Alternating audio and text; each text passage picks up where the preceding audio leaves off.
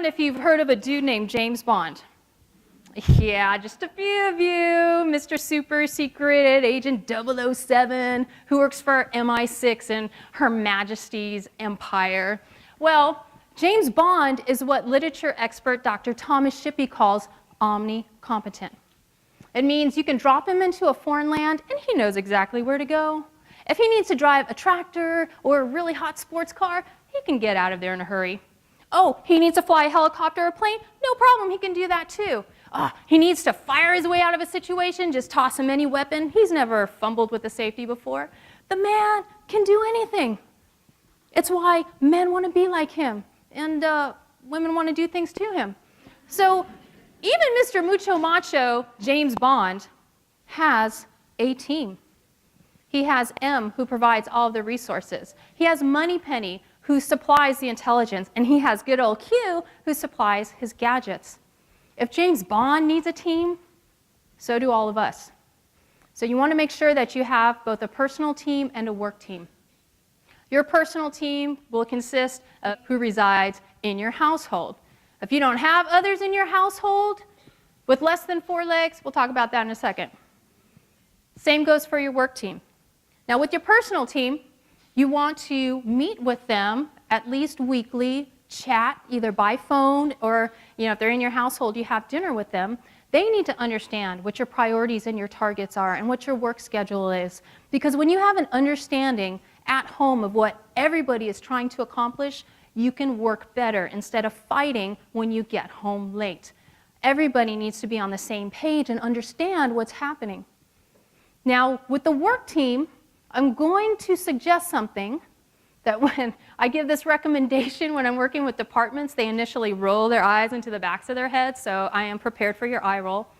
My recommendation is I suggest you have a 30-minute weekly team meeting. Oh, eye roll. Because most people say, are you kidding me? Another meeting? Do you know how stupid meetings are?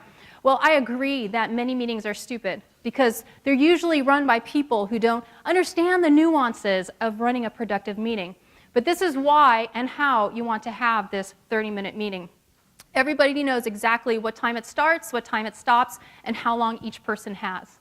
Each person in the department, whatever team you're working on, comes with the projects that they've already finished over the last week or two, the projects they'll be working on for the next couple of weeks, and most importantly, the deliverables they need and by when from each person at that table. Because a large chunk of interruptions at work happen when colleagues, coworkers, subordinates, supervisors come over and ask you these last-minute questions and they have an emergency because they forgot to do something. So this is where having those weekly team meetings will help. Because by investing 30 minutes during the week, you will save hours the following week from that lost time from interruptions. Now with Nancy, things were a little different because she was a department of one, at home and at work. So since she didn't have anybody in her household, we recruited her 2 adult children and a best friend. So she would just talk to them weekly on the phone, catch up and make sure that everybody was working together and supporting each other.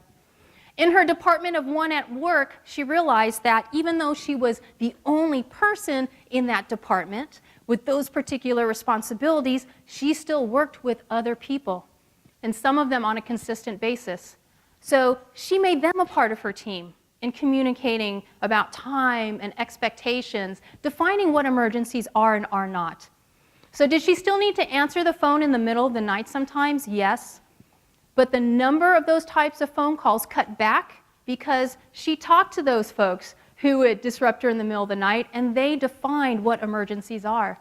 And it's funny how when you lay out those expectations and define what is not an emergency, how people start to realize that, oh, they may have been bothering you, and they can cut back on that. So assembling your team and communicating with them is absolutely critical.